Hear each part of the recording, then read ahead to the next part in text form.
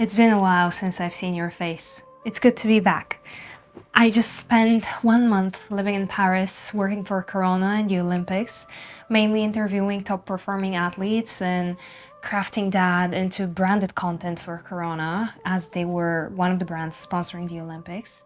And I've learned a lot. I've got a ton of information to share with you. And mainly we're going to talk about those interviews and how that relates to branded content and how this mixture of both works.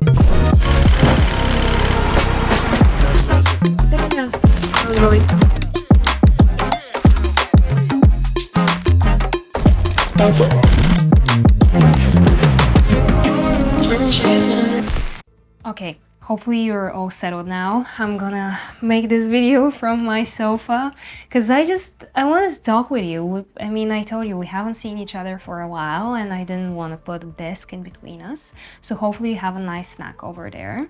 And I'll tell you about my Paris experience.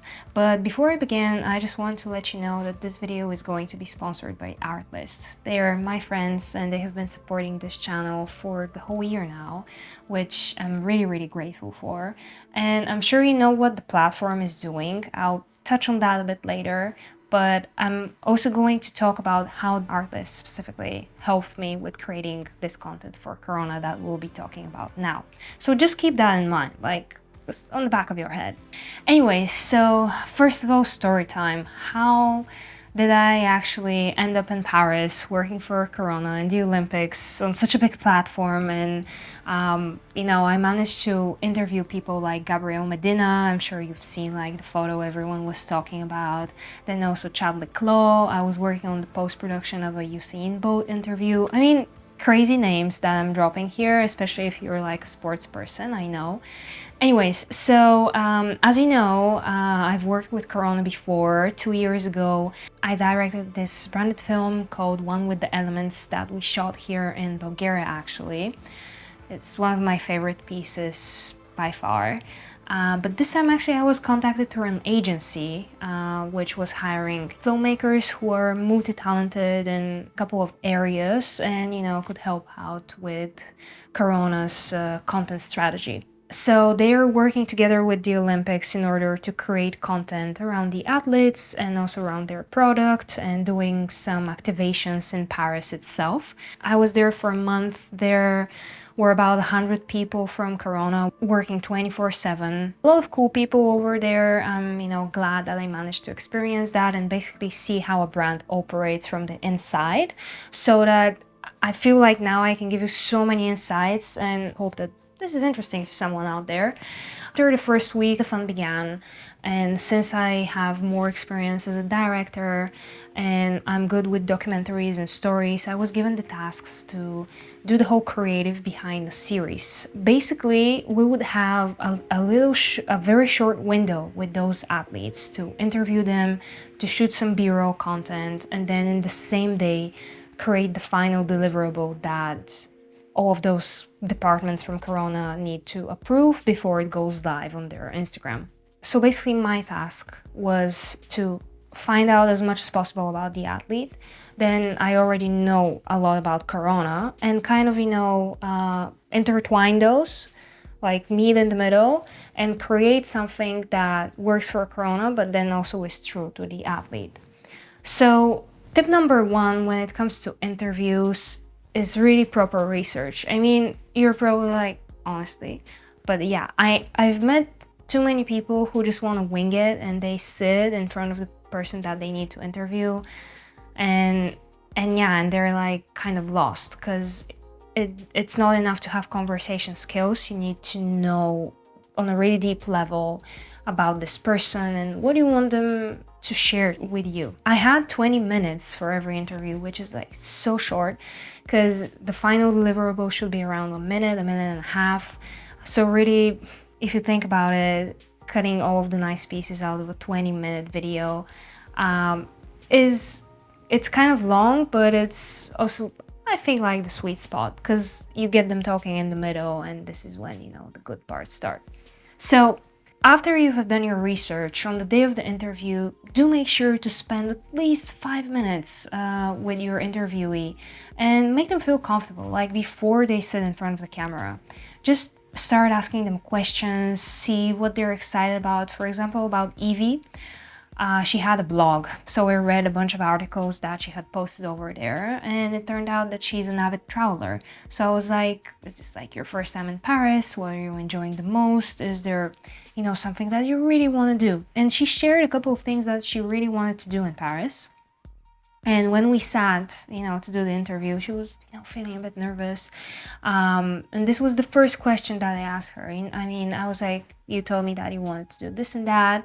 Can you like elaborate more? Why, you know, this exactly? And, you know, she smiled, and it, from there on, it went kind of easy, because it felt like, not like you're talking to a camera, but like you're talking to a person who actually cares. And to me, I really wanted to dive a bit deeper.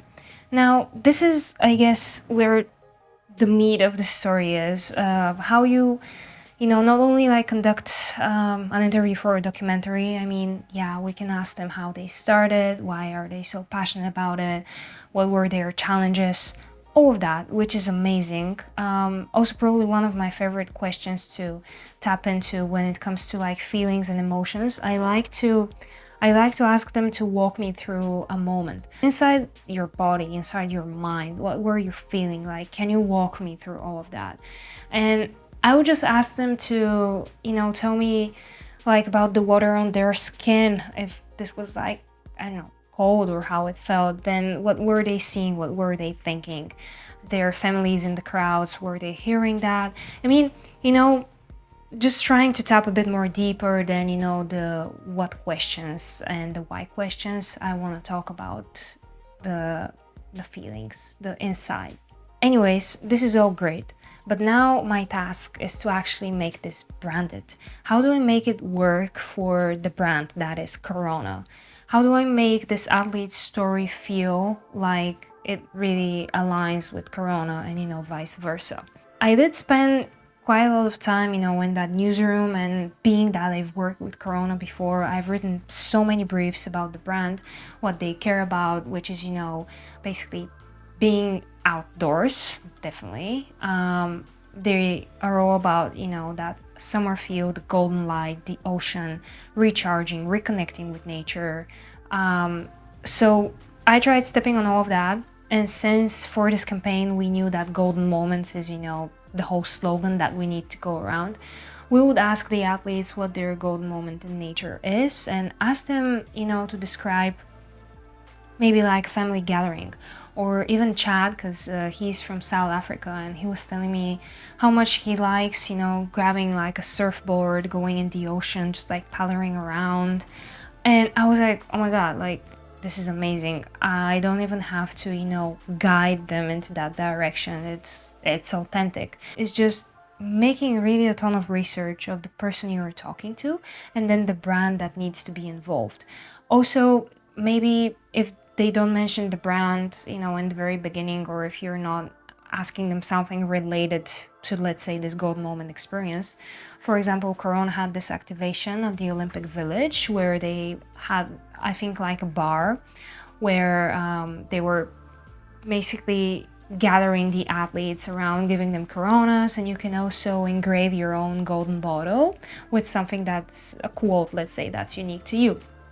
So a couple of athletes actually brought that topic without me asking about it, and they shared that this was, you know, an activation that they hadn't seen before and they found really cool. And my question to them was like, okay, so when you were there, first of all, did you speak to someone that you know, that the conversation really impacted you? Or if they didn't bring that up, I was like, if you could share like Corona Zero with someone like your idol, who would that be? What would you tell them? And this is how I was trying to integrate the brand in their personal story, and you know, in the things that motivate them. But before I continue, I really want to talk to you about Artlist. And please don't skip this part. I know like if I mark it on the video, everyone will just like skip like the ad in the video. But if you watch it and if you actually hear what I'm saying, you actually help me out. And you actually help yourself out, because I'm going to share something that I think will be beneficial to you. Let me open my laptop. because I want to show you Artlist's new look. While I was away, Artlist actually integrated a whole new look to their platform, which looks so modern, so sleek. I mean, look at it. It's very easy to navigate, but if we go here to this new section, which is called Artboards, you can see I have one called Olympics. And I have a bunch of songs saved here, also some footage, because Artlist, I'm not sure I can swear in videos, but I want to say that they saved my ass in all of those campaigns. And I think they saved Corona's ass as well, because Artlist is a platform that really makes it very easy to not only find the right song, but gives you the opportunity to license it easily as well. It doesn't give you headaches like other platforms out there. I'm not going to drop any names, but you know what I'm talking about. And since this was like a branded campaign I was working on, I had to find music that at the same time is true to the athlete that I'm introducing in those series, but it's also true to the brand. And I told you, Corona is very like outdoorsy, nature, uplifting. So what I was searching for in the music categories, when it comes to a mood, it was definitely happy, uplifting, maybe exciting sometimes. And in the genre, when I had the skateboarder piece, I wanted something that, you know, hip hop. But now I couldn't also go full hip hop mode because, you know, there is a brand that needs to be represented. But I found this song, which is called Goddamn by Where Is Lulu. Here, take a listen.